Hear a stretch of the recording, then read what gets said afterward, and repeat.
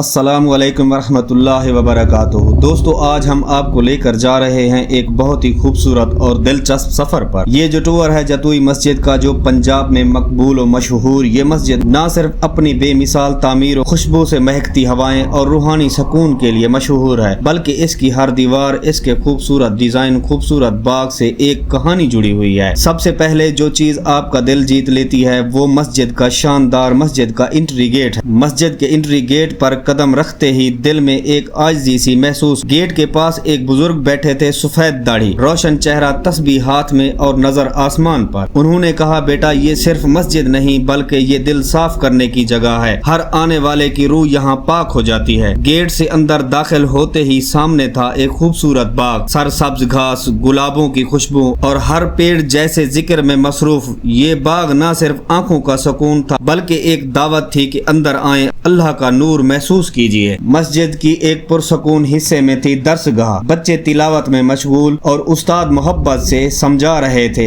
ہر آواز قرآن کے نور میں بٹی ہوئی تھی۔ ہر بچے کی زبان سے نکلتا ہر لفظ معلوم ہوتا تھا۔ مسجد کے اندر لکھے ہوئے تھے اللہ اور محمد کے نام، جو خوبصورت خطاطی تھی، زرین رنگ اور روشنی میں ڈوبتا ہر حروف، جو خوبصورت پودوں پر نقش کاری کی گئی تھی، جو مسجد کے ساتھ پاک ذات پر بھرپور لگن اور پیار کا اظہار کرتی ہے، جیسے ہر پودا کہہ رہا ہو، یا اللہ یا رسول ہمارے دل میں بس جائے۔ زمین پر نگاہ ڈالی تو وسیع فرش چمکتا نظر آیا، سفید ماربل، ہر صف بالکل سیدھی، جہاں سجدہ آسانی سے ہو اور روح بھی راحت محسوس کرے۔ مسجد کی 3 منزلیں ہیں، ہر فرش ایک نیا جہاں تھا۔ پہلا منزل عبادت کا، دوسرا منزل تعلیم کا، تیسرا منزل روحانی اونچائیوں تک لے جانے والا سفر۔ ہر فرش پر ایک خاموش آیت گونجتی تھی۔ مسجد کے اندر جانے سے پہلے نظریں رک گئی ان دروازوں پر جو نقشی سے بھرے ہوئے تھے، جیسے خوش خطی فن کا زندہ ثبوت ہو، اور جب سر اٹھائیں تو اوپر کی چھت نے حیران کر دیا۔ ہر لکیر جیسے اللہ کے نام کا تصور بن کر ابھرے ہوں، قرآنی آیتیں، جیومیٹری ڈیزائن اور فن نقشی کا حسن ہو۔ پھر نظر گئی بلند مینار پر